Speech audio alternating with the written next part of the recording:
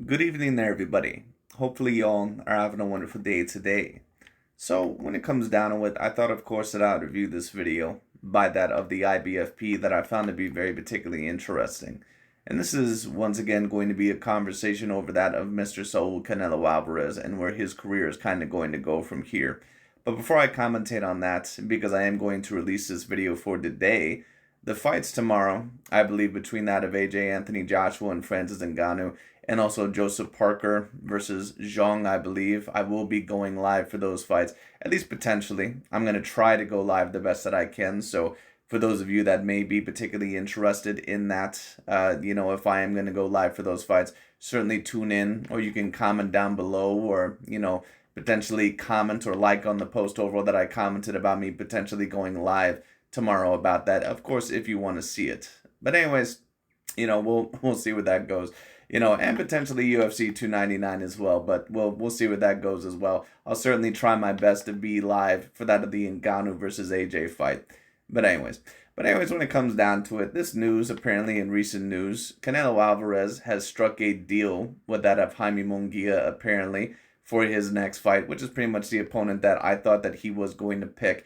But if I had to guess about that with Canelo Alvarez, because apparently now he has a one-fight deal with that of the PBC, but apparently his next fight, is going to be streamed on both the PBC and with that of the Zone Sports, and, I'm not exactly sure why that is. Maybe he plans to later on sign with the Zone, and maybe he's trying to, buddy up a little bit still to the PBC, in order to possibly make that big David Benavidez fight with the Zone later on. Maybe they're trying to do that. I don't know.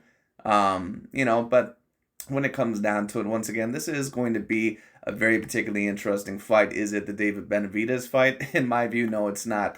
But David Benavidez going up to the light heavyweight division, and from what I hear, him not activating his mandatory status, I do find that very particularly interesting. And I'm not stating that he's necessarily ducking that of Canelo Alvarez, but what I am stating is that it does seem interesting, and I wonder overall if they kind of had a little bit of a talk or a discussion or a deal behind the scenes when it comes down to it about when that fight may possibly occur. I think that when you take a look at Canelo Alvarez's next two fights, I think that the next two fighters that he would like to fight is that of Jaime Munguia and that of Jamal Charlo. I think that those would be probably his next two picks. And David Benavidez fighting that of Alexander Vosdick, especially overall, in the Benavidez side, they said that, oh, well, we got offered $5 million from the Canelo side and then we didn't hear from him and all sort of stuff. Right, but then apparently you talk to Alexander Vosdick, a guy that's managed by the same promoter overall that is in the Canelo Alvarez corner. I mean, maybe it was just Al Heyman doing the talking. Maybe, only Al Heyman was behind it. Maybe Eddie Reynoso, maybe he didn't really have, much to do with it. I don't know. But it does seem a little bit weird overall that once again, a fighter that right now is in the Eddie Reynoso camp that, apparently that you didn't have any dealings with it at all. And then on top of that, from what I hear, you don't activate your mandatory status, which I believe that he didn't when it comes down to it. And then on top of that, you move up to the light heavyweight division. I mean, it could just be maybe potentially that David doesn't think that he's going to get the fight, so he needs to stay busy. I don't really mind him doing that. I don't think that it's necessarily the worst decision that he made. I don't, really go after him for that, but I just do find that interesting. And I wonder overall what the potential plan is. I wonder if both sides kind of talk behind the scenes and they said, listen, we could potentially make hundreds of millions of dollars potentially off this fight if we even make it a little bit longer, kind of like that of the Mayweather and Pacquiao fight. Now, will that be super successful? We'll see. We'll see about that. But it looks like Canelo Alvarez might have two or three more fights potentially before that Benavidez fight, or at least two fights before that Benavidez fight. And it looks like Benavidez might also have two or three more fights before that Canelo Alvarez fight, if that Canelo Alvarez fight does potentially happen. And it looks like Canelo Alvarez, that once again he'll fight Jaime Munguia next, and then Jamal Charlo. That's if Jamal Charlo is willing to play ball, and kind of, get back into somewhat of impressive form and play ball with the PBC and Canelo Alvarez with a deal. And David Benavidez, it appears that if he's not willing to get the Canelo Alvarez fight, that apparently he already has, a strategy to fight Gilberto Zurdo Ramirez at the cruiserweight division, which I'm not really sure how truthful that actually is, which is interesting because if you fight for a mandatory spot at the 175-pound weight division and you think overall that you can't get that Canelo Alvarez fight, why would you really want to fight Gilberto Zurdo Ramirez, overall at the cruiserweight division? I mean, to me, that just really doesn't make a whole lot of sense. But, you know, I don't know. It's a little bit odd. But anyways, we'll see overall what ends up happening with it. Once again, I'm not quite sure exactly what's going on here, but we'll see overall what ends up happening with it. Anyways, let's see what the IBFP has to state. Let's get straight into it.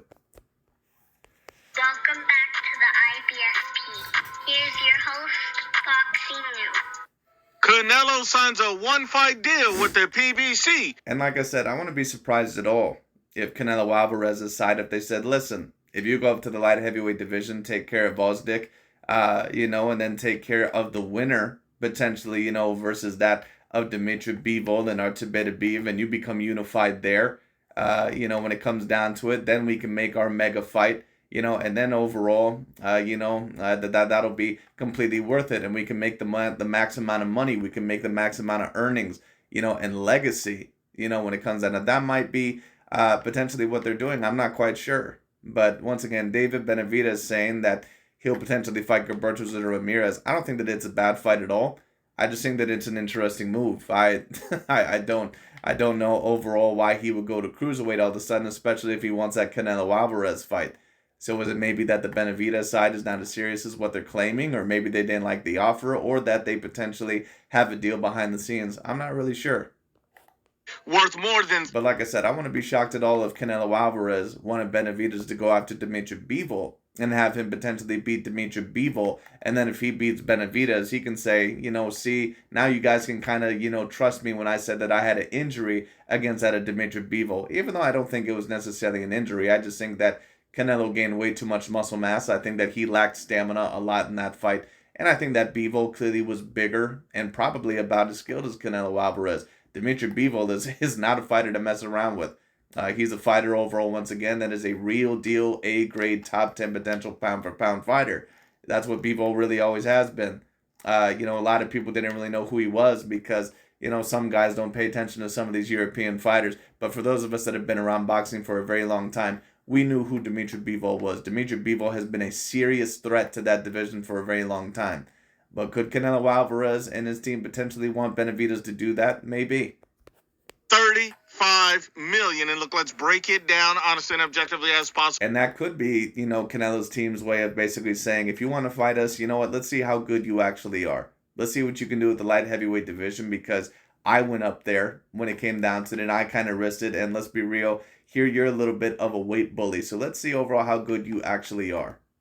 And according to Dan Rafael, per source with direct knowledge of the deal with Canelo versus Jaime Munguia, the deal is being finalized. The contracts are not signed yet, but there are zero issues. The fight will take place at T-Mobile Arena on Prime Video pay-per-view and the Zone pay-per-view. This is a one-fight deal with Canelo and the PBC that will pay Canelo more than the $35 million that he was originally supposed to get. Golden Boy Promotions are not involved, which likely means it's Zanfer Promotions that will be involved. Now, there's a few key things that you have to notice here. The first is that Canelo Alvarez is getting more money than originally thought for his fight in May. A lot of people were talking about Canelo Alvarez is not worthy to get the $35 million. He does not deserve $35 million. He can't generate $35 million, and yet they're paying him more than $35 million for this fight. Another thing is, well, for anyone overall who would state that, once again, more than likely they come from the LDBC or new media fan base when it comes down to it. Or it could just be, a certain amount of people getting tired of Canelo not fighting David Benavidez, or this fight just potentially not happening. And once again, this is not me stating that Canelo is avoiding him or anything like that, but it just could be a certain amount of people getting tired of that. But Canelo Alvarez, once again, right now, still is the face of boxing. He can generate $35 million. But at the end of the day, when it comes down to it, once again, there might just be people stating that if it's not David Benavidez, that it's not worthy of that type of deal. But to be honest, $35 million for about a Jaime Munguia, especially when you're a Canelo Alvarez, that sounds about right to me. Canelo Alvarez still is not interested in working directly with Golden Boy, so that bitterness, that grudge, that fight, that's not over. Canelo's not going to be friends with Oscar. That's just not going to happen. And another thing that you have to notice about all this is that Canelo Alvarez only signed a one-fight deal.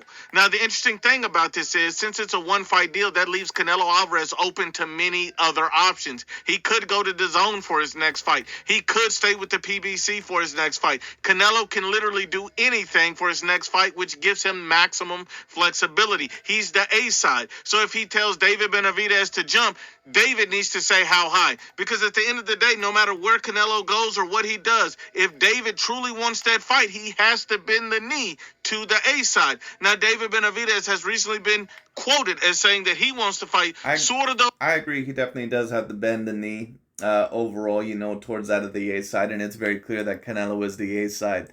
Now, the Benavidez team once again stated that apparently that they got $5 million from Canelo and that, they accepted it and they accepted all terms. But then all of a sudden they just didn't hear anything from Canelo Alvarez or his team whatsoever. But then you took a fight with Alexander Vosdik. I mean, once again, I don't know. It could have been that, maybe they were much more open, with Alexander Vosdik. I don't know, but it seems overall a little bit fishy to me that, with the same promoter that that apparently you were talking with Canelo Alvarez's team, but you couldn't hear from Canelo Alvarez, but yet you get a fight with Vosdik. I don't know. That seems a little bit odd to me as well. But, I mean, once again, it could have just been that maybe that Al Heyman was behind it. Maybe Eddie Reynoso wasn't really there for the Vosdik negotiations. I don't know. But, at the end of the day, once again, I would not be shocked whatsoever if they were trying to push this fight out for another year in order to get the maximum amount of earnings. Ramirez next, if he's successful in his next fight, he would like to fight him later in the year at cruiserweight. Now, that doesn't make any sense to me, because if you're truly interested in fighting Canelo Alvarez, if you're truly interested in getting that Canelo Alvarez fight, how are you looking to move up yet another weight class to the cruiserweight division instead of being ready and prepared to fight Canelo Alvarez? It certainly appears that David Benavidez is not very interested in the Canelo fight, but Canelo Alvarez signing a one-fight deal leaves the door open to all of the... This could maybe potentially be once again, overall, to promote the fight a little bit more. Canelo Alvarez gets in a Mexican fight, and then David Benavidez gets in a Mexican fight, and then maybe it's basically hands down for sure the two best Mexican fighters in the world. If I had to guess once again, Benavidez and Canelo, it seems like both of those sides, it seems like they had a little bit of a conversation behind closed doors.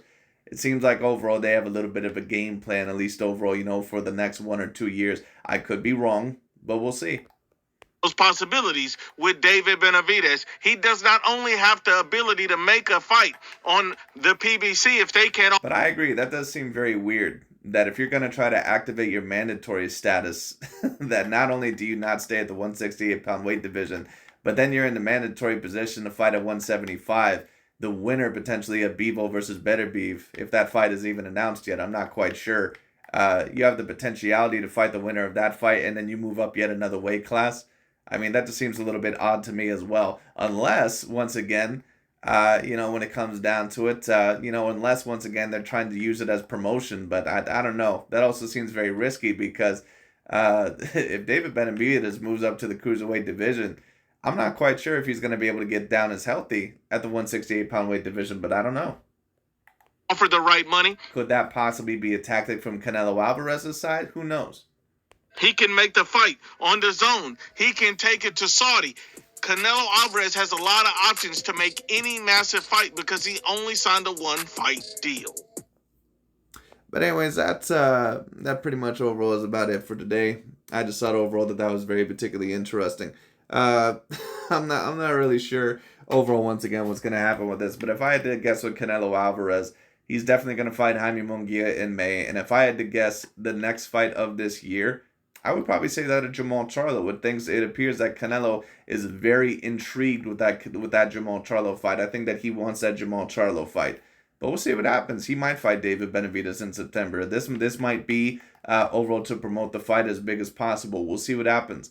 But anyways, that's pretty much about it for today. Thank you all so much for watching. And once again, I'm going to try my best to go live tomorrow for the two main events on the AJ versus Francis Ngannou card. So for those of you that are interested, feel free. But anyways, that's about it for today. Thank you all so much for watching. I'll talk to you all later.